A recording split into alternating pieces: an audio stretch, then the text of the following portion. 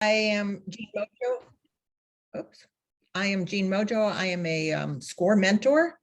To give you a little bit of background, my background is totally in marketing. I have been a brand manager. I have worked at one of the big ad agencies in New York City, and I actually was an owner of an agency in New York. Today, what we're going to do is we're going to talk about marketing, the whole span of marketing, because most people tend to think of it as strictly advertising. And there's so much more to it, and you can be much more effective if you're really thinking of it as a whole. So let's get started. Well, here's probably the most obvious statement that we've ever seen. Things are different now, right? We've all gone through the pandemic. We're still going through it, and lots of changes happening. There was a big McKinsey study that talked about how during the pandemic, 73% of Americans have tried new shopping behaviors. And 83% of those people say that they're going to continue to do so. So lots of things that are happening. The experts are seeing 4 trends that you all ought to be thinking about because it impacts your business, whether you're in retail or whether you're in a service business, no matter what. Number 1 is just the growth of e-commerce. It's huge. It's continuing to grow, and it's continuing to become more important. Part and parcel of that is the second trend, which is that customers are beginning to use Amazon as the yardstick. This is where they're setting their level of expectation for any kind of a business, any kind of a response, any kind of a receipt of a package, a document, no matter. Amazon is the standard these days. Number 3, buyers are also expecting more and more personalized service, and we're going to talk a lot about that. And then finally, another thing that we're going to talk about a lot is companies' trustworthiness is increasingly relevant. So keep all of these in mind as we go through the workshop today. We're going to, while there's a lot of things that are changing, the tools that you use in marketing are all the same.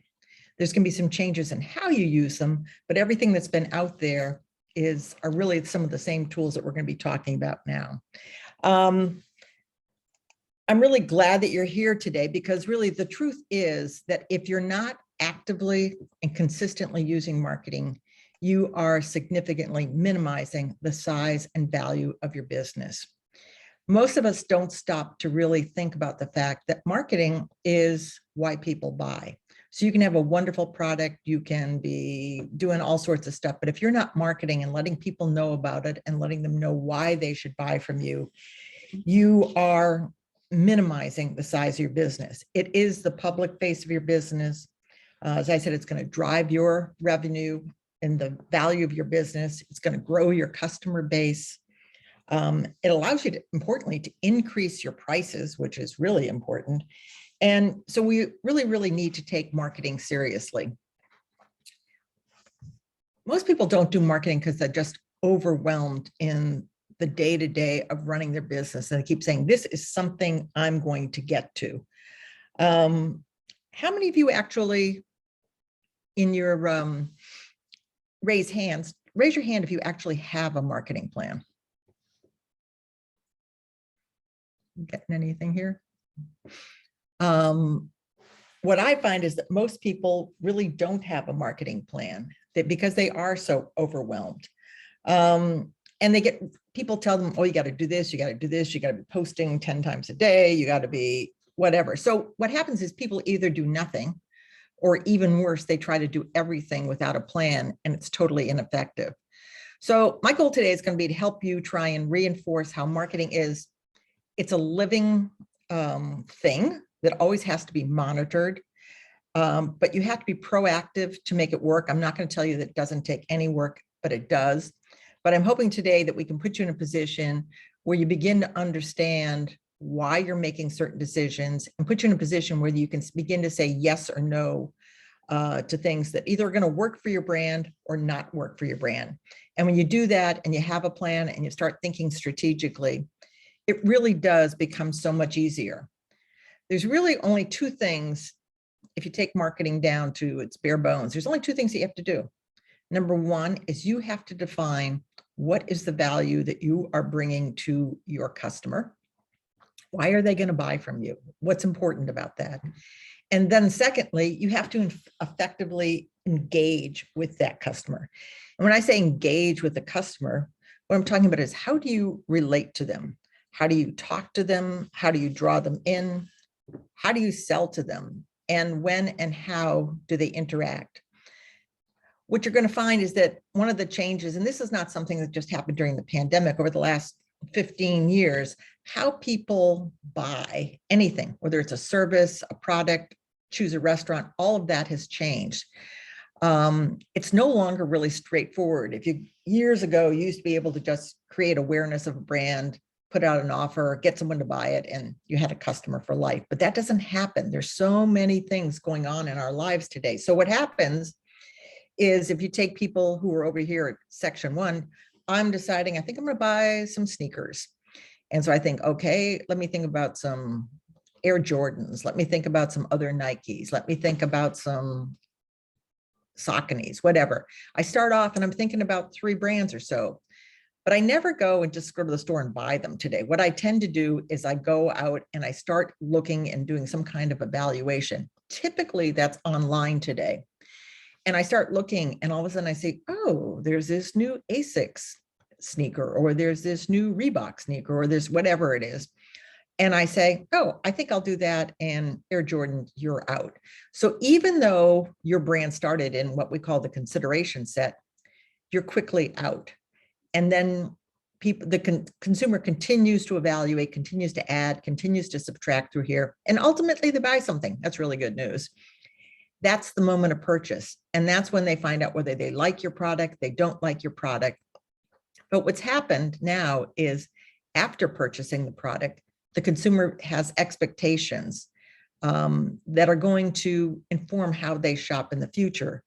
And so what happens then is they need the next pair of sneakers. They're either going to go and continue, hopefully, in what we call this loyalty loop, and they're going to come back and buy the same shoes they bought before, the same brand, or they're going to go out and they're going to say, oh, I need new sneakers. And they're going to start this whole process again.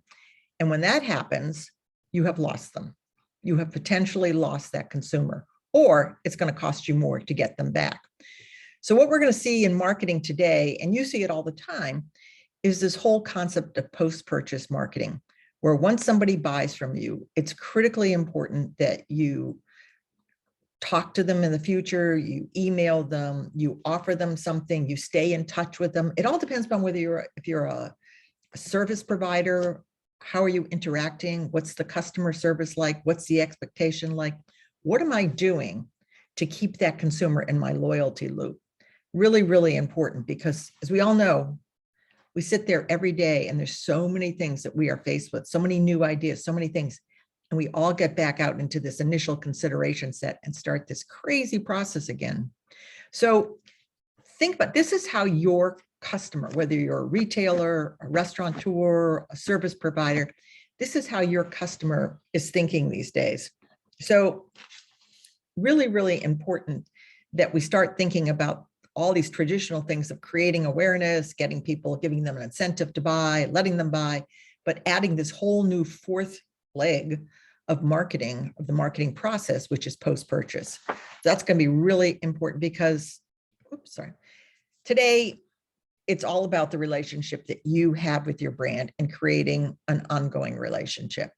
I know it sounds a little crazy, but it's really important that consumers love your brand.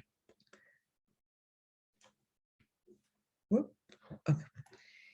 Think of it like a personal relationship. You know, when we have a friend, we know everything about our friends. You need to do the same things with your customers, your consumers. You need to talk to them. You need to track.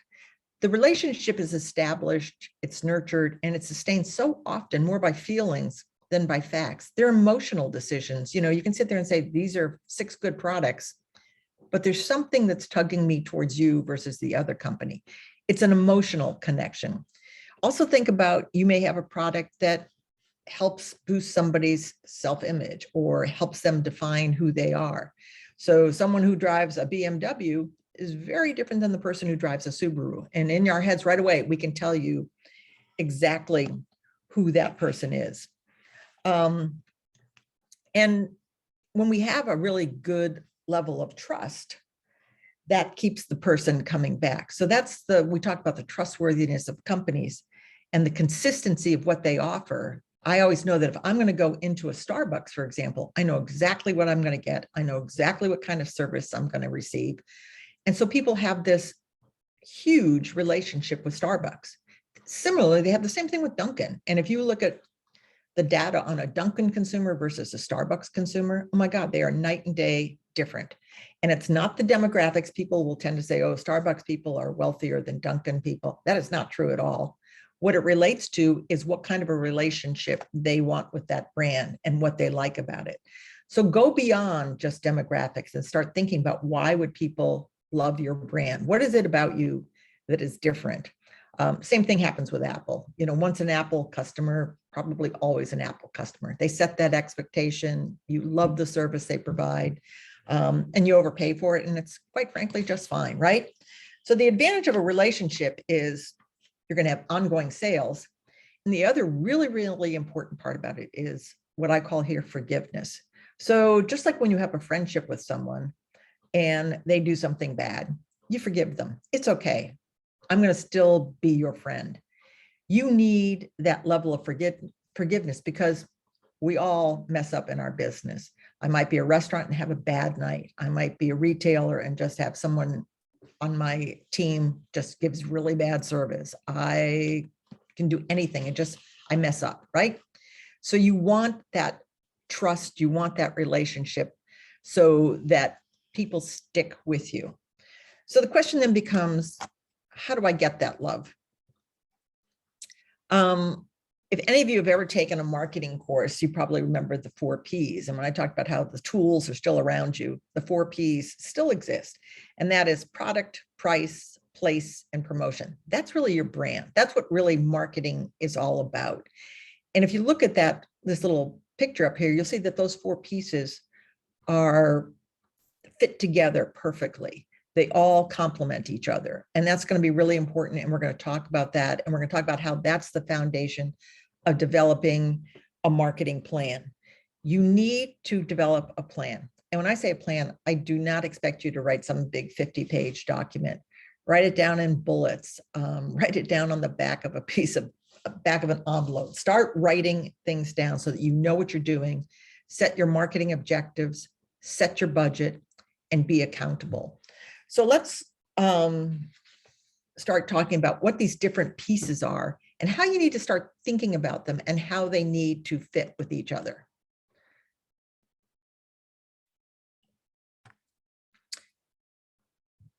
I'm sorry, my computer is moving ahead without me. So the first thing we're going to start with is product. And you all have a different product. You might be a craftsperson, you might be a restaurateur, whatever. Everything you do, you have to know about what's going on in your marketplace. And this is something we tend to do maybe when we're starting our business, but you have to stay on top of it. What is going on in your market? Is the size growing? Is it getting smaller? What's happening with the competition? What's happening here on the Cape? Seasonality is a huge issue. Even if you're off Cape, what's your peak period? What's your down period? Are they staying the same? Are they changing? During the pandemic, some of these things have changed for a lot of companies. What's your margins? What's going on in your marketplace?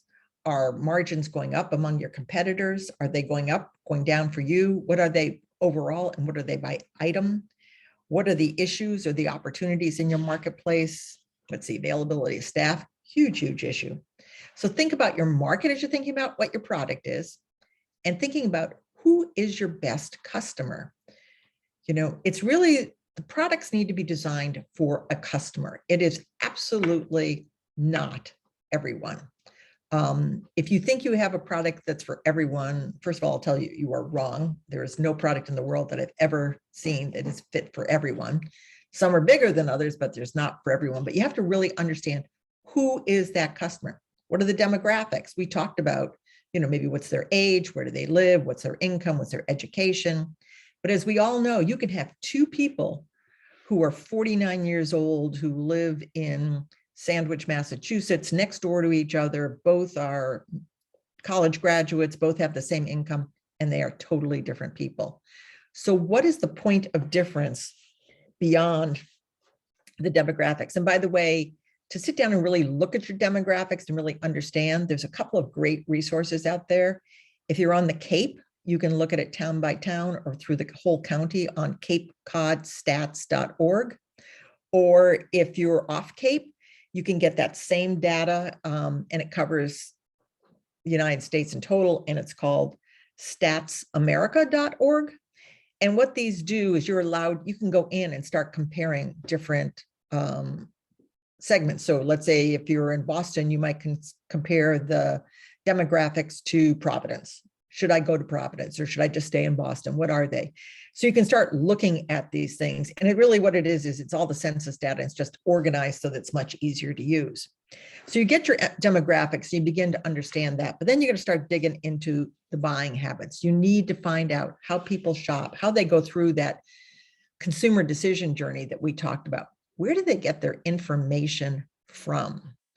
Are they getting everything online? Are they getting things through magazines, TV? How do they do it? Is your customer typically a loyal customer? What are their loyalty patterns? Or do they just like to try things all the time? There's a lot of categories, particularly things in fashion, where the whole thing is just try something new. It's a really tough customer for just that reason. So you need to go beyond the data and begin to understand, what are they not getting from you, or what are they not getting from your competition? And are they willing to pay for this? When you look at that and you start looking at what your product is, does it fit? Does it fit into this market? Does it fit with this customer? One really good way to analyze this is what we call SWOT. Been around for a million years. It's strengths, weaknesses, opportunities, and threats. Lara's going to put a link in, I think, the chat. And what it is a super good template, not this one, that makes it really explains how to do this, really easy to use, but it helps you begin to understand how to analyze your business. So if you look at strengths and weaknesses, these are your internal factors. Opportunities and threats are the things that are happening externally. So when I talk about strengths, I mean things like you have a great product, you're cash rich, you have an incredible brand reputation, you have a great location, you have a super sales force, whatever it is. Your weaknesses, you may be cash poor.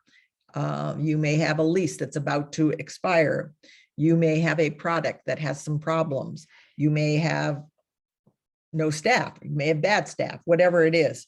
So think about, what kinds of complaints you have, what's going on. And it's really, really important here to be objective. Don't make it what you want it to be. Take a hard look at it. Ask other people, ask the people who work for you, what are our strengths? What are our weaknesses? And then go down and start thinking about what's happening in your marketplace. So you may be a national brand, you may be a really local brand like we are in the Cape. So what's going on externally? What's happening in your marketplace?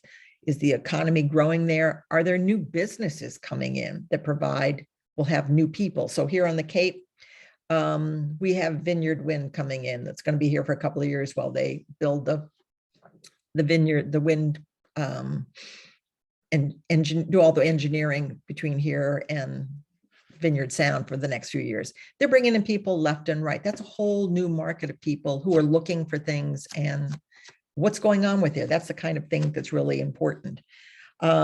Threats. On the opposite side, on the Cape, we have a lot of young people leaving the Cape. So that's a problem. Are there new laws that are happening that are going to make it tougher for you to operate? The pandemic is a continued threat. We all know that. Employees are a lack of our thing. And maybe it's the changing consumer. What's really happening? So what you have to then do is say, are my internal strengths and weaknesses, how do they fit? How does my product fit with the opportunities and threats?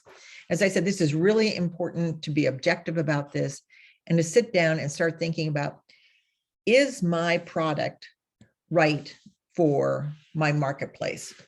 You need to start with a well-defined target because that's going to help you succeed. And you have to remember, the business is not about you. The business is about the customer that you are selling to and what they need from you. So that's really, really important that you keep thinking that and keep your customer front and center in everything that you do. And then you have to think about, based on this analysis, and it's a pretty simple analysis, what do you uniquely provide your target consumer that they want and that they need? So you may say, I sell the exact same products as the store a mile down the street. What can you do to differentiate yourself? Maybe it's your level of service. Maybe it's the ambience in your store. Maybe it's the experience they get from your wait staff at your restaurant. What is it that makes people want to come back? What is it that makes people want to buy from you? And that's what you really need to promote. That's why people want this relationship for you. So if you don't have that, take a step back and think about it, and think about how you can reposition your business so that it is unique, that it does appeal to that customer that you've defined that has an unmet need, and that you're going to help them. And you're going to adapt your product and adapt your service so that it meets the needs of that customer. Maybe a major shift in your business, and maybe a little tweak, but it's an important one to really stop and think about that. Once you know all that, then you're going to start talking about pricing, right? I think biggest issue on pricing that I find is people are very much afraid to price things too high. I always come from the school of thought that it's much easier to reduce your price than to raise your price. So start high. And if you have a value, and if it is unique, and if you are meeting an unmet need, get the value that it deserves. Don't price yourself out of the market, obviously, but don't try and be the low cost provider. Leave that to Walmart. They do a really good job of it, and you can't beat them anyways on that stuff. So forget about low price, and low price sometimes really cheapens your image. So think about it. So when you're making money, so when you're pricing, there's two parts. One is you need to make money. Obviously, you need to set the price so that there's a profit margin in it. And the other thing is, what's it say about your brand? So we start with make money. Start and really look at what kind of a margin do I need on this product to make a profit? What's the cost of my profit? What's going to be the demand? I need how much? You may be able to put a significantly larger margin on there than you absolutely need. And if you're providing some unique value, go for it, do it. The other thing when you're setting your price that a lot of people make a mistake with is they might have a brand or a product that over time, the product tends to be updated or something. So that price gets reduced for your original product. So when you're setting your initial price, always anticipate that there might be a need to reduce the price of this over time because of the life cycle of the product, but you never want to be in a position where you're losing money on that initial product.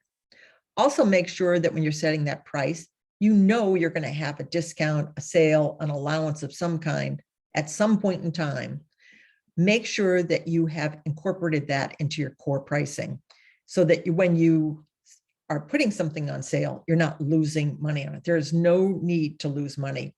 And put things in there like your salary. Make sure you're including all those things. What do you want? You're in this to make money. Make sure that you're including your salary or potential salary if you're not taking one right now, so that there's always that room to cover you. And also make sure that all the other products in your line, that there is a consistency in how they are priced. You don't want 10 products that are super, super high-end luxury and one really low-end brand in there, because we'll go to the next column. It's all about building your brand and that making that price consistent with your positioning. Think about luxury brands. If you go and buy a Rolex watch, which costs a ton of money, the real absolute cost of a Rolex watch isn't significantly different than a lot of other watches. But what they have done is they have built that brand on the positioning, on the luxury, on the appeal, on the emotion of owning that watch. So if you have a high-end positioning, make sure your pricing is right up there. You don't want to have a high-end positioning and say, oh, and I can get it for very little. It doesn't work for you in the long term. And you also have to understand that core audience that you went after. What is their price sensitivity? So if you have an audience that's very price sensitive, then maybe they're the wrong audience for you, or you need to change your product. So lots of things going on there as you think about your pricing. the big thing is to make sure that you're setting it up to build your brand. And the other thing is really important that you're incorporating things like potential price changes, discounts, things like that, so that you always have the margin you need to be making money. Make these really conscious decisions as opposed to just setting a price, what you think you can sell in the market. Is it really working for you? And is it reinforcing that positioning and that brand that you've just set up? You also have to think here on where you are selling, right? So, I'm sorry. Is this showing up? Okay. Where are you selling?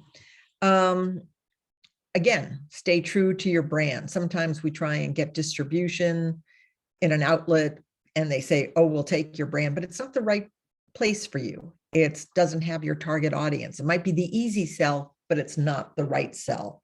So make sure, again, this is that you have people that are bringing in the right customer, the customer that you want. And are they, the other thing is once you go into a retailer and you let them take over your brand, you understand you lose control of that brand.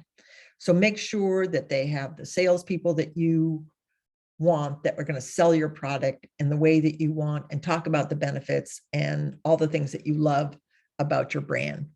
You need to think about things like whether, if you want to sell online, we talked about e-commerce being more important. Are you going to be selling on your own site or are you going to be selling on someone else's site? Are you going to be looking at things like Instagram, Pinterest, even Facebook for sales? Which ones are the ones that are going to attract your customer and help you make the right decision for where you sell?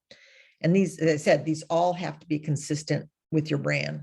You don't want to be at Target if you have a luxury brand. It doesn't work. So know where your customer shops, know how your outlet, if your consumer is coming into your restaurant, whatever, everything needs to be consistent with that brand, appeal to that consumer, and really enforce where you want to be going. The final part of this, the final P is, I'm sorry, this is not, I'm very sorry. I don't know why this is flipping this way, but the final P is promotion. And people think of this mostly as advertising. But at the end of the day, this is really everything that you do that creates any kind of awareness or imagery for your brand. It is all promotion. And everything that you do, every message that you put out, every visual that you put out needs to be aligned against a single objective. And that objective needs to be captured in what we call your CTA, which is your call to action. What do you want people to do? Do you want them to buy? Do you want them to call you? Are you looking to give them an estimate? What do you want from them? And understanding how everything is consistent and everything is reinforcing this positioning that you have established, okay? So once you do that, you're going to create a communication strategy that includes not only what you want to achieve, who you want to reach, what's the benefit that you provide, and the support. Why is this credible? Why is this valuable? And write this down. If you're going to see, writing down is a very common theme with me because I find that people don't write things down. It's in their head. And once it's in our head, it's not quite as clear. It's not black and white, and we start straying. So I'm very big on writing down your objectives, writing down your strategy, writing down some dates, budget, making yourself accountable, and we'll start talking a little bit about some of that.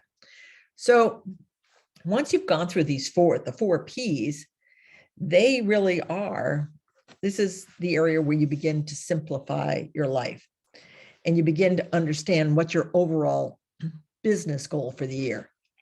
So if you're starting your communications and you're saying my business goal might be to increase sales, well, that's fine, that's a given, but that's not a marketing goal. You're going to increase sales because of the way you market, but that's increasing the sales is a given. Your goal is, what do you want to do? This is this call to action. What do you want from your marketing plan? You want to get some percentage of former customers to come back. They all used to love you. Why can't they come back? You want to grow your customer base by a certain percentage. You want to increase the number of times per year that someone buys from you. really big in the restaurant business. You want people to come back. You want them to come back once a month, once a week, whatever it is. What do you want from people? And be really, really clear about that. Pick one. The biggest problem most people have in really putting together a marketing plan and getting it going is they try to do too much. Think about one thing, two things at the most that you want to get done next year, and be very clear that everything is focused on that. You're then going to create a marketing budget, and we'll talk about budgets in a few minutes. You're going to break it out by element, meaning what are you going to do when and time period. And you're going to write down a schedule to make sure that everything gets done on time. You're going to assign responsibilities. You may have somebody else in your company that can help you with marketing, maybe the marketing person, whatever. Make sure that everything is clear. So you're going to be starting small. You're going to be learning, adapting, and expanding. This gives you the focus. It makes sure that you don't overinvest and that you waste money. I don't want anybody to go out and waste money. What I really want them to do is to start to market strategically. So how do we do that? I'm going to take you through a couple of really, really basic examples on things that you can do against a specific objective. So I'm saying to you, I want customers to come back. I want customers to be loyal. How do I begin to do some of that? So here's a couple of examples that we'll talk about, and then we can talk about how we execute this. The first one is a new customer. This is getting new customers is the number one objective for small businesses by and large.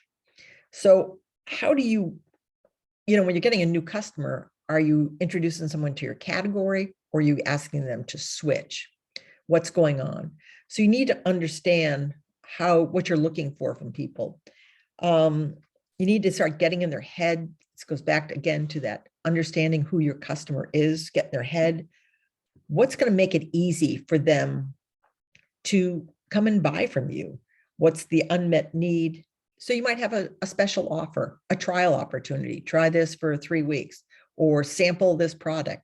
What's going on that you can begin to get that first sale? It might be a referral from an existing customer. A super effective way of getting new customers is having my best friend tell me I should come to you and try you. Most effective way out there. You might start and offer one of your lower price services that are going to get them engaged with your company, and you can ultimately upsell them. The other important thing is, what is that person's first contact like with you? When they come into your store, or they contact your office, or they go to your website, how are they greeted? What do they see about you? Why are they going to love you? If it's on phone, do you have a script on how you're selling your business? And I don't mean to be, really formal in that, but I want you to get all your points across. Are you trying to sell them? Are you trying to trade up? What are you trying to do? But make sure you know that and that it's well thought out. Online, how are you responding to potential customers and negative reviews? And we'll talk about that a little bit more. And respond to them in less than 24 hours. I don't know about you people that live off Cape, but on Cape, the biggest issue in the world is getting someone to answer a phone call or to answer an email. People are just not responsive. And you know what? They then move on. They're in that consideration set. You're all of a sudden out of that consideration set, and they move on to the next person. You have to be responsive. You have to tell them how much you want their business and why they should buy from you. So that new customer, setting a first impression is critically important. Your loyal customer. There's an adage in marketing that it's much cheaper to keep a customer than to find a new one. And it is. I mean, we all know about what it costs to go out and start increasing our reach and getting new people. Keeping a customer is much more important. So loyalty is really, it's a two-way street. You want them to be loyal to you, but you have to be loyal to them. So think about it. Do you only contact your customers when you have a sale? Do you have a process set up for future sales? This gets back to that post-purchase experience. Are you doing things to keep them engaged? If they miss or cancel an appointment, are you following up with them to tell them, let me help you out, reschedule? Are you staying in touch with a monthly newsletter or some kind of email news? And how are you rewarding them for loyalty? This is not just an opportunity to tell your customers that you appreciate them, but you have to prove it. I really have to thank you for your loyalty. And that doesn't have to be a discount. It has to just be something really, really simple. It might be something like them coming into your store, coming into your restaurant, and you know them by name. Restaurant, you give them, hey, here's a free dessert for thanking you for all the business that you've given us. Really appreciate it. Let's take you to your regular table. A landscaper, coming back, how are you going to reward me? Let me do a little something extra for you today. I want you to love me.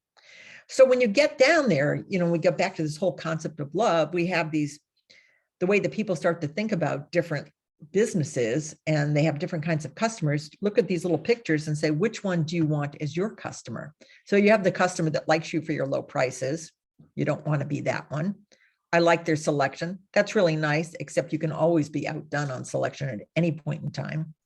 I like the location. Could be good, might not be good long-term. I like their loyalty program, which means the minute you change it, they may not come back or stay with you. But the best one is I like their people and I wouldn't consider going anywhere else. That gets back to the brand that people love. So think about, you can always be preempted. What can you be doing for your loyal customer where you can't be preempted? Make a conscious decision about how to do that. The other simple tactics are, we talked about coming back to a former customer. As I said, customers used to love you, bring them back. And so often you lose a customer just because of inertia. They didn't get around to scheduling a service. They were supposed to come back and get a haircut in 6 weeks, and something came up and they didn't do it. And so they just went someplace else because, or they gave you a call and you didn't get back to them. So they forgot about it. You forgot about it. Everybody forgot about it. So keep a track of your customers and then use some of your time to field outgoing calls to people. Make an appointment. Focus on the benefit of your service. Remind them why they loved you. Tell them what's new. Ask them to come back. As I said, provide them an offer. Make sure that this is well scripted and well thought out. You know what? And even if that customer doesn't return, you can use that contact to find out why they stopped coming. That's probably some of the best information that you can ever get. And particularly in really small communities, the only way you're going to get this information is to go out and start talking to your customers, your current customers, your past customers, because you're not going to be doing major, 2,000 person surveys. They're expensive and you're not going to be able to do it. But all learning is really good learning. You may find out that there's a core of customers that hate your business for a certain reason. You need to know that. So talking to these people, making conscious decisions, really, really important. So these are some things when I say bring back customers, increase, bring back 10% of the customers I lost, increase my new customers by 20%. You need to know how many customers you have. You need to start tracking that and start putting some specific objectives against that.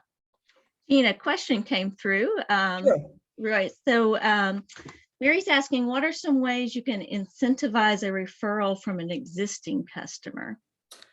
I'm going to hold on that because we're going to talk about it in about 5 slides up. Okay. But great. Yeah. Referrals, super, super, super important. And we can talk about them. We can actually even all do some brainstorming on that if we want. So we've got some ways to do that, but now we have to put together, how do we communicate these things to people? How do we communicate our positioning? How do we communicate our brand? Oops. Sorry. I'm sorry, my computer is skipping.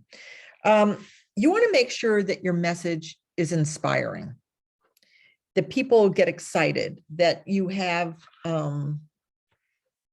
there is a reason for them to engage with you. You're not just another brand that's out there. So everything that you do, everything that you say should be consistent. You should use the same language all the time so that most of us in a small business don't have a ton of money to be spending and spending and spending. So having that consistent message is good because it gives people something that they can remember. So you need to clearly craft what your story is and how you talk about your benefits. So there's been big changes in marketing and advertising over the years. And we call it laddering up the benefits and understanding what's more appealing. So if you start at the very bottom of this, you can talk about your features. It might be your color, your ingredients, your organic, your speed, whatever it is, okay? Whatever it is about your product, good. That's a feature. And that's often where you can be preempted. You can talk about benefits. I am faster, brighter, smoother, removes plaque, whatever it does. You know, what's the benefit of using my product? Okay. Makes you, you know, happier, whatever. And then you can get up to what we call the next rung on the ladder, which is really talking about your value proposition, which is really, what is it about my brand that makes it so important? What's that emotional side to my brand and gives me a reason to use it? So I'm going to talk about probably one of the best examples in marketing history is Dove. Dove is such an old brand. It started out in 1955 as a bar of soap with 1/4 cleansing cream. It was a feature, right? It was 1/4 cleansing cream because at that point in time, bars of soap had a very harsh image, but they threw in 1/4 cleansing cream so it wouldn't be as harsh. And over the years, they then got into things like makes your skin smoother, da da da da. And in 2000, they created this concept called Real Beauty, which is by using Dove products, it basically shows all your real beauty. Everything about you is beautiful. And they started bringing in pictures of old women with wrinkles, overweight people, people who have all sorts of, they aren't necessarily beautiful, but they are proud of who they are and they recognize their real beauty. So since 2000, Dove has gone from being, you know, bars of soap to being the largest health and beauty aids product in the world. And as we all know, they have lotions, they have shampoos, they have deodorants, they have men's products, they have anything you can think of. Their portfolio is huge, but it's all centered around the concept of using this product brings out your real beauty. And that's an emotional benefit. That's not a tactical benefit. That's not because they have organic ingredients or their skin is smoother. It lets them be me. L'Oreal did it for years with use this product because it was more expensive, but you're worth it. It gives you some freedom. This is you. So think about what you can do for your product that has that emotional benefit to it. Yes, you've got the organic ingredients and it does something, gives you a healthier meal, whatever. But why is that good? Why is that helping your customer? So this is where you really need to understand that customer and what you can provide them. So it's landscaping. It's not that you just trim trees better or you mow lawn on a regular thing. What do? You make that property look so exceptional and make that owner proud, right? So think about what's the benefit that you bring to, to that party. Really, really important about going beyond just your features and your benefits and turn that into a story. So how do you talk about your brand?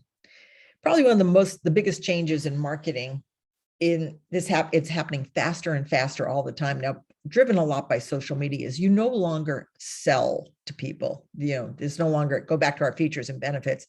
You're not telling people about the 28 things in this car. You're telling them, here's what we like about this car. Here's why it's great. It's talking to consumers. We don't sell to them. We're not the obnoxious salesperson anymore. We need to start creating a story that fits with our brand and helps people begin to create that relationship. You're approachable, you're friendly. I might want to be part of your brand. So your brand is always on. We talked about marketing and promotion. You are promoting all the time and you always have to be engaging. And I don't say this to make it harder, but really to make you aware that, you have to understand where you're launching your message. You have to be relevant and compelling in all these venues where you engage with your customer. That goes back to this consistency. You're highlighting the need for your product. You tell me as a consumer and as a friend, you're telling me what's going on with your brand. You're telling me, so here's some trends that are happening in fashion. You're not necessarily selling your product, but you're telling me this. And you know what? I might happen to look at what's on your website and see that, wow, some of your brands are in sync with trends. That's good. Here's some new products that are coming out for my company and others. What's going on? How does your product fit into what's going on? And you want people, as I said, they want to be associated with your brand. You have to be authentic and you have to be honest. And this goes back to this thing we talked about. One of the 4 trends is consumers really need to trust your brand. So big part of trust comes from authenticity and honesty.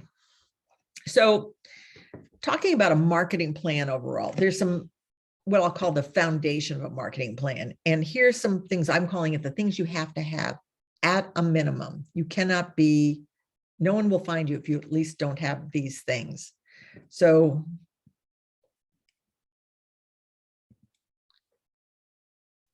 sorry.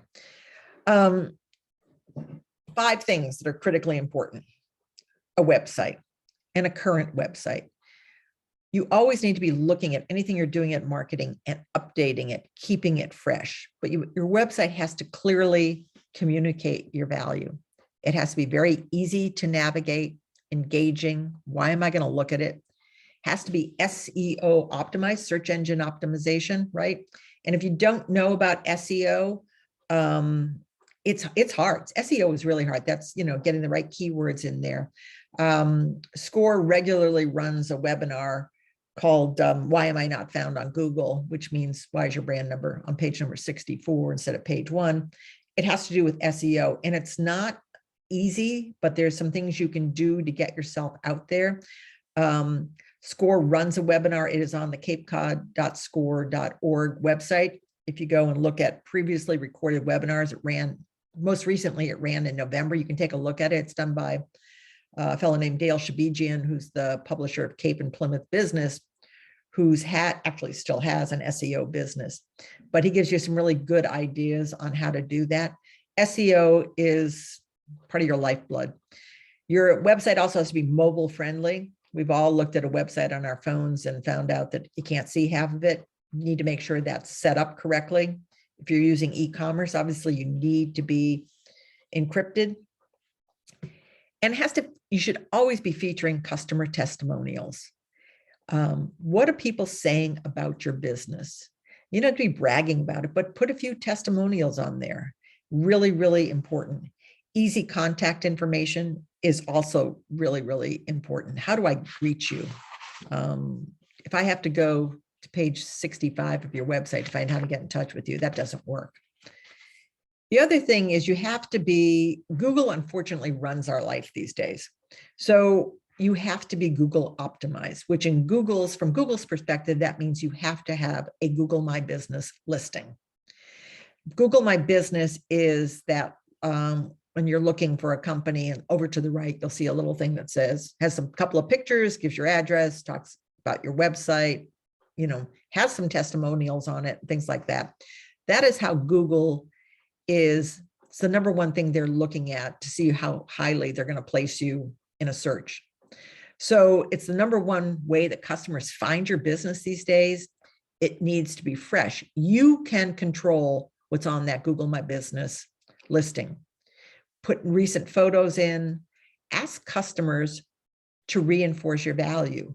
And I think we're all reluctant to do this, but ask customers, if you had a really good experience with my product, would you mind listing or providing a testimonial for that on Google My Business? Give them a link, give them a little piece of paper that has that link. This is absolutely critical to increasing your online visibility. Really, really important. The other thing is social media attentiveness. Brands are all on social media. You want to encourage dialogue. You want to set up Google Alerts to stay on top of any kind of reviews that you're getting. If you don't have the money, you can Google Alerts is free and you can set it up. If you have a larger business and you're trying to do some reputation management, there's some great companies out there. There's a company on Cape called Scout Plus that's just great on that. If you don't have the money, start with Google Alerts. You also need to be responding immediately. So if you see something negative happening, you need to respond to it. Don't ignore it. You have to respond to it and set a tone in your response, which is totally consistent with your brand values. You know, we had a situation where I went to a restaurant. We had a horrible meal, horrible time. They're rude. My husband wrote a negative response, and the owner started fighting with him online. It was just, I mean, it was crazy. But people saw that, and I know people that say, I'd never go to that place because this guy's just, you know, why would you go there? So you need to understand, what are you trying to communicate, and you need to take care of it. You also have to know that there's like 90, I think it's 92% of consumers that say that even one bad review will discourage them from buying from a business. So if there's a bad review out there, manage it. Don't let it sit there. Don't let it fester. You have to be on top of it. The fourth thing you need is always expand your sales force. So the number one way that any small business gets clients is word of mouth. So ask your customers to refer your brand. Ask them who are two, you know, if you have a satisfied customer, you're having a conversation with them, ask them who are two people that they know who would benefit from your product or from your service. You can make them the contact, or they can make the contact. You can formalize the referral system with incentives if it fits into your business model. And we're going to talk a little bit more about that in a second. You don't always have to give away something free, or, you know, but referrals are really important. Ask anybody who works for you to help you. Ask them to share their opinions about your company and what you do on their social media. You need to use everybody that you have that loves your business. You have to have them out there speaking on your behalf. It is the number one way that you will build your business. It's also the cheapest way too. You also need to start building and using a customer database. You need to know who's coming to your website, who's buying your product, who's coming in your store and why. What are they buying? How often? Who's inquiring about your product? In terms of collecting this today, really an email address is probably enough, but this is going to become increasingly important. Number one, because there's things like Apple has blocked the companies like Facebook and Google from, you know, using their buyer data. So it's become, I'm sorry. So it's become really important that you have your own database and that you control that and that you know. So simple things like, you have something going on in a store, just jot stuff down on a piece of paper. Have a spreadsheet going all the time that talks about, you know, who your customer is, what they bought, how often they come in. This doesn't have to be a major computer effort, but you need to be tracking this. You need to know, and you need to be using that database, because email, and we'll talk about this in a second, is increasingly important to a small business brand. So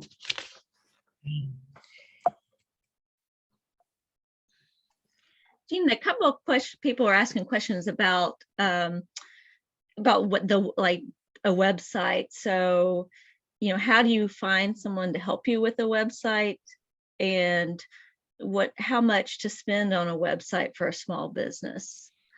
Well, you can get a website done for, I mean, you can find people who'll do it for you for less than $1,000. It probably, to have it done well, is probably going to cost you more, a couple of $1,000 maybe, or 1,500.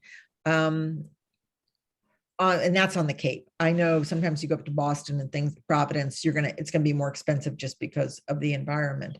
But there are a ton, an increasing number of small companies that are doing websites. First of all, what I do is, you can do something simple like go to your competitors and look at their websites. And typically at the bottom, it might say, you know, developed by, I'll give the name of the company that developed that website. Or you see a website of a brand that you really love. Look at the bottom. Typically, on a lot of them, there is a listing of who that company is. So first of all, starting that way, I at least like their end product. Ask other people who are in the business, small business people, who have they used and what kind of experience have they had. At SCORE, we do some referrals. We'll give people lists of companies that are in the area. A lot of it is just really going out, it's word of mouth on websites so that you know who's doing it and that they are up to speed on the technology. They're putting the right SEO in and that they're familiar with that and that they're going to work that in your favor. So it's a little bit of a hunt and peck to find the right sources. But as I said, start by looking at sites that you really like, look at your competitors, talk to other people that you know and just ask them, who did your website? What was your experience with them? How long did it take? Did they deliver on time? And also, are they helping you maintain it, update it? Sometimes you might be able to update it. There might be a template that you can create that's created and you can do the updating. You typically don't want to get into something where an outside company has to be updating all the time because it gets expensive. So that may be one of the requests that you make is to set up a template where you can go in and, let's say, change some pictures, add some copy, delete some copy, set it up, not major changes, but keep it fresh, because there is that maintenance part to this all the time. But it is a hunt and peck process. But again, it's word of mouth is where this is really important. Just keep talking to people and finding out who they used. And as I said, SCORE does have some lists of companies that we don't recommend anybody, but we'll give you a list, several options, and you can go out and talk to different people. So really important. Okay, let's move on.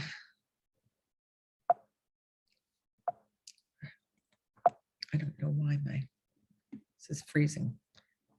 So when we're gonna do media, if you're not gonna target media, don't bother to do it. A lot of times people say, well, so-and-so, a rep from a company came, they're gonna give me a really good price on some radio for a month or this newspaper or whatever. But you have to start with, where does your target audience, where do they look for information? And make sure that you're getting that, because you can spend money on radio, but if you're not reaching your people, that is wasted money. So go on places that are pretty good about targeting: Facebook, Instagram, YouTube, Google Ads.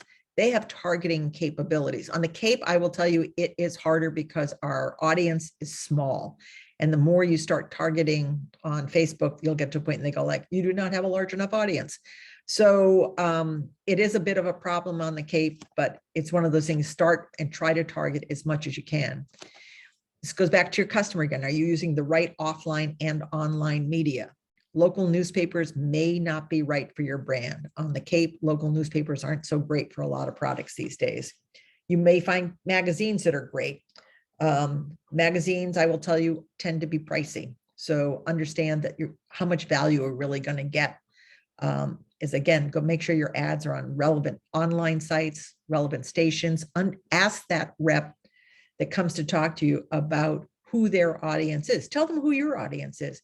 And if it doesn't fit, ask them where they might place your ads if they were in your situation. They may know of another brand. They may represent another brand that they're not even presenting to at that point in time. Understand the role of each social media vehicle. Facebook is great for awareness. Some people are selling off Facebook, but Facebook's primarily is great for awareness. Twitter is great for a brand with lots of news, but you have to post there often to get the visibility. Pinterest is really good for any kind of visual brands. And Pinterest, I will tell you, is growing like crazy. So consider that if you're in a category such as home textiles or anything with decor or fashion. Long stories, YouTube, set up your own channel. Instagram, again, for anything that's very highly visual. So the two things before you go and start jumping into all these things, start with a base. Again, we talked about the number of things that you have to have in a marketing plan at minimum. The media that works best for small businesses, and every piece of research I see right now, is social media and email. Let's talk about social media for a second. Instagram has the #1 placements, is leading in placements these days. However, Facebook consistently has the best ROI, return on investment. So on the Cape, Facebook reigns totally, I will tell you. Instagram is super good and needs to be there. And you should be looking at, how do I present my message on Facebook, and how I might present it a little bit differently, but consistently on Instagram. Super good awareness and brand image builder. And the other great thing about social media, whether you're on Pinterest or Twitter or whatever, is a great way to drive people to your website. So always make sure that you're driving people back to your website and back to your news, or how you're selling. The other thing is, second part of marketing element that you should be looking at, which is surprising to a lot of people, is email. There is a rash of studies that have come out recently talking about the increasing effectiveness of email. 77% of small businesses say that they are going to start using more and more email because it's become increasingly effective. And I don't know if that's a result of the pandemic or what, but it is working. So you have to be thinking about, how do I email my customers? Go back to that database I was talking about. But think about it, when you're starting, you have an interested customer. Anybody who's on your email list has signed up. They want to learn more about you and your company. So start right there. It has a higher ROI than social media because the open rate, or the view rate, is the highest of media. So an average email across a lot of categories on email, the open rate is 23%. Your view rate on social media is 0.5%. And that's because, as we all know, you may post a message at 9 o'clock in the morning, but your audience isn't looking at it till 10 o'clock at night. They don't even see your message. So email is, you're using it for different things, but in terms of closing your sale and stuff, email is much more effective. But no, don't just put out an email. Know what you want in that email. What are you asking for? What do you want consumers to know about your company? When do you want them to come into your store? Do you want them to call you? What are you asking them for? And make that email presence consistent. It might be once a month. You probably don't want it to be, several times a day. We all get retailers, national retailers, who are sending emails to us 3 times a day, which is totally annoying. But understand what your customer wants and make it work for them. But start with social media and email are low-cost ways for you to reach your target. Social media, you can start spending a lot of money on it, but you can start small and start reading what happens when I do some Google ads, or what happens when I start doing some Facebook ads. The great thing about it is you can change them if they're not working. You can stop it. Email, you can read it. You set yourself up with MailChimp, Constant Contact, one of those things to start managing your database. Yes, you have to pay a monthly rate, but it's not like buying a radio, a month of radio, or a month, several print insertions and things like that. They're manageable costs. So start with small, start with those things, and then get out there. As I said, be sure you're staying on top of these things. If you're going to be on Facebook, you're going to be on Instagram, you have to update it a few times a week at least. Show, do not tell. Use as many visuals as possible. Use a service like Canva to create some online ads. You can use Canva for free. There's a paid service, but Canva is incredibly versatile. And if you don't have to be an artist, they give you formats. You can put your own pictures in. You can change the text. It is so easy to use. So that's Canva, CANVA.com. But we have become increasingly a visual society. Our attention span, the average, I think, what was it? They said the average that someone looks at something, you get their attention is 9 seconds, which is apparently less than a goldfish offers. But you need to get out there and let people know what you are. Let them see your product. Remind them why they love you. Be truthful. If your facts are wrong, you are going to hear about it on social media. Get out there, as I said, schedule those emails, schedule your social media. You can do those. You can write an email and schedule to go out 2 weeks from now if you're using Constant Contact or MailChimp. Social media, the same type of thing. You can schedule on Facebook and at no cost, or you can buy a service like Hootsuite and things like that. that have some advantages, but you can do this without spending any money. So tell your story and let consumers decide, but get out there and have that consistent presence. Now, if you've got some time, content is really the name of the game. Brands that blog or that, write some interesting articles and get it out there really builds your brand's awareness and really begins to set you up as an expert. It encourages customers to start taking action. Now, you don't have to necessarily be writing an article. You can take an interesting article and make some comments about it and post it and say, hey, I agree with this. I think this is really great. Wow, look what's happening. It's, again, ways for you to get out there. If you are going to blog and post it on your website, do not even begin to think about starting it unless you're committed to really doing it. We've all been on a website and looked at the blog and found that it was from 4 years ago. That is not good. It makes you look like you're not paying attention. But having shareable content, things that somebody sees and gets sent from this place to this place, that's going to bring new viewers to your website and keeps your website fresh. You have to go out and reach people.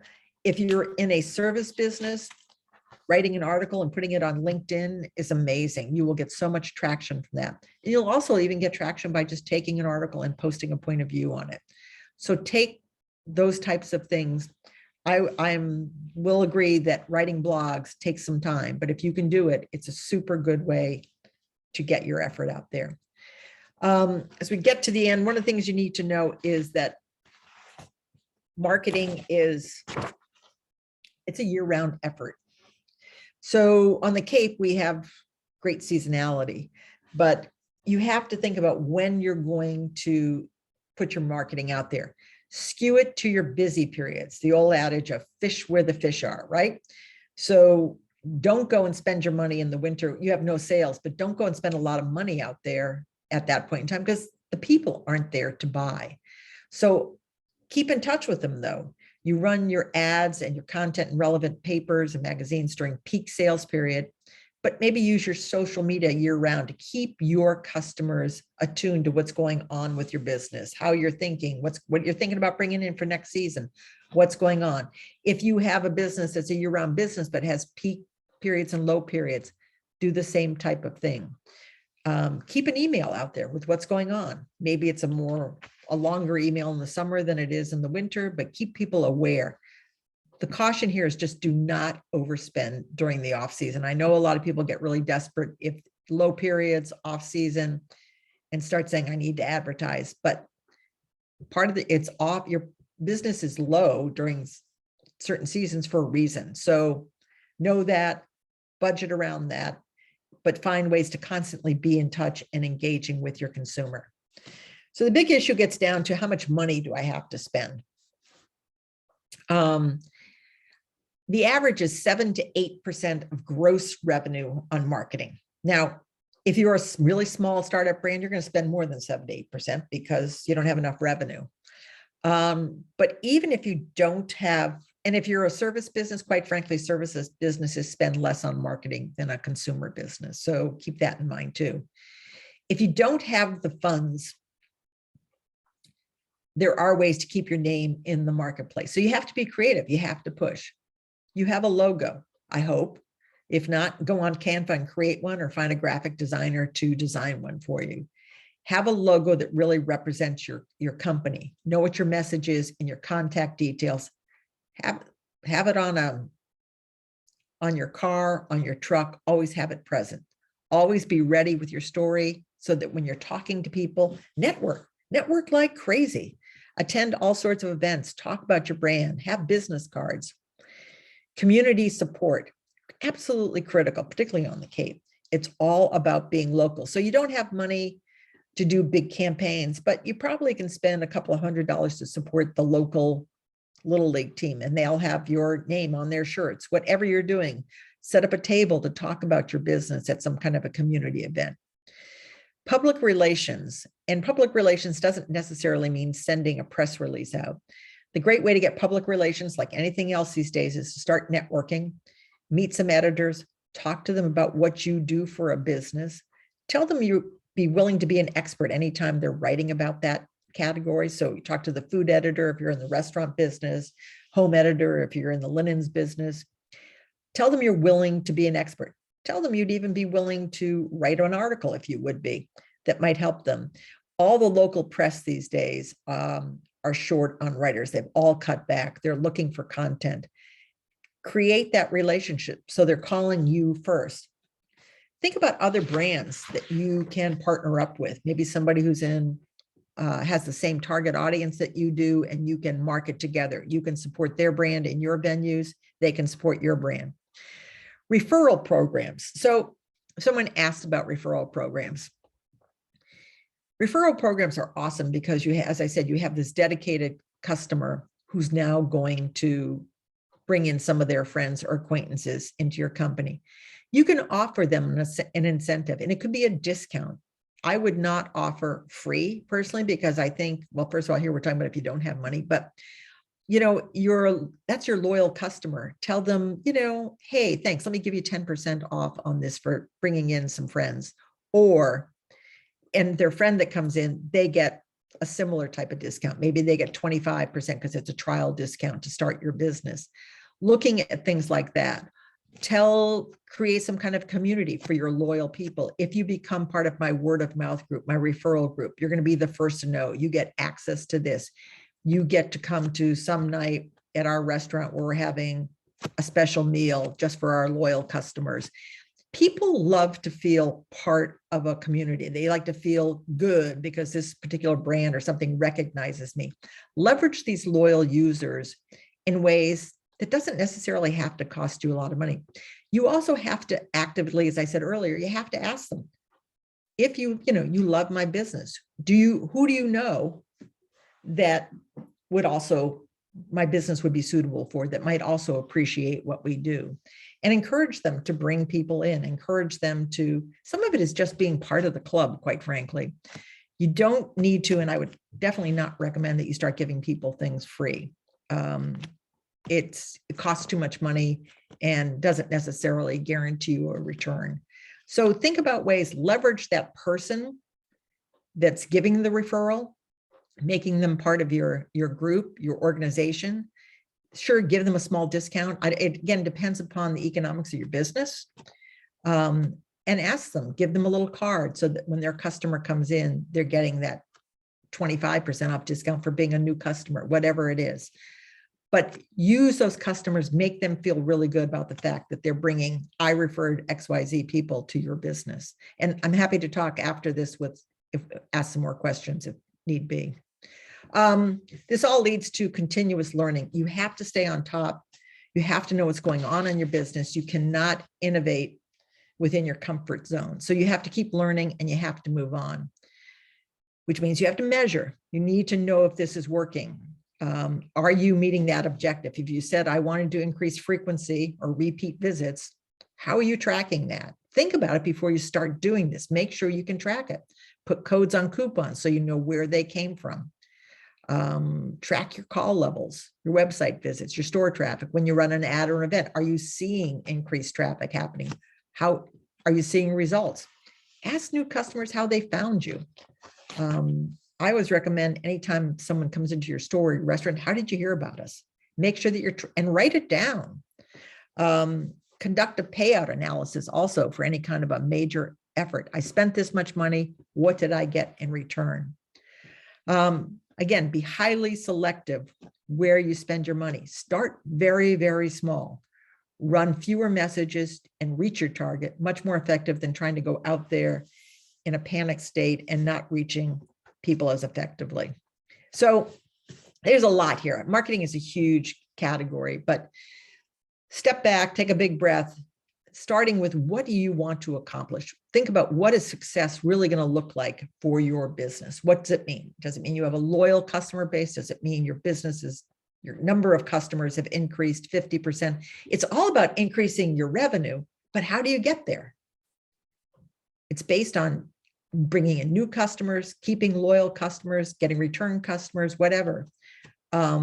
It's not just, you can't just say, I want to increase my sales. Of course you want to increase your sales, but how are you going to do that? So set goals, make them very specific, make them measurable, plan your strategy, how you're going to achieve that goal, and then create a simple plan. Start small, focus on a couple of initiatives and see if they work. If they don't work, take a step back and figure out why, as opposed to do not go and throw all your money in at once. The other important thing is you need to schedule time to work on your marketing and on your plan every single day. I know that's horrible, but marketing is so important to you reaching your absolute sales goals that if you're not doing it, you're not going to get there. So keep it simple, start small, see what works. It then begins to get easier. Set up systems such as advanced post, scheduling your posts, scheduling your emails, so that you're not feeling like every day, oh my God, I got to put an email out tomorrow. Know that that's done. Start it. Set up a day and sit down and this is my email day. This is my posting day. And set them up and schedule them, because otherwise it becomes so overwhelming. There is a lot going on here. I'll just conclude with, I don't know what I'll conclude with. It's not moving. It's not moving. Okay. You got this. Okay. So if you need some help, Lara said earlier, give us a call at SCORE. We are here at SCORE Cape Cod. Lara's going to post all the information for the other chapters. You can email us for an appointment. You can call us. You can go online and set up an appointment. You can go on score.org, which is our national website, if you don't want to, and you can even set up an appointment that way. They'll set you up with the right chapter and the right people, whatever. So don't try and do this alone, but start small, make conscious decisions so that when you're doing things, you're going back to that customer that you know has to love you and that you have to create a relationship with. So hope this has been helpful, and thank you so much for attending. And I ran over, I'm sorry. Thank you. I have time if we want to see if any questions come through. I don't know if we have Zoom scheduled, but we can give people a couple minutes to ask questions. Lots of good information. Lots of people agreeing, lots of good information. It is a little chock-a-block. So if not, feel free to get in touch with SCORE mentors. There's SCORE marketing mentors in every chapter.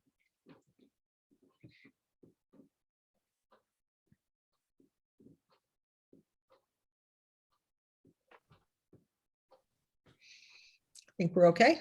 Yeah, I think so. I'm not seeing any questions come in. So okay. Thank you very much. That's great information. Thank you, everyone. Have a great day. Bye.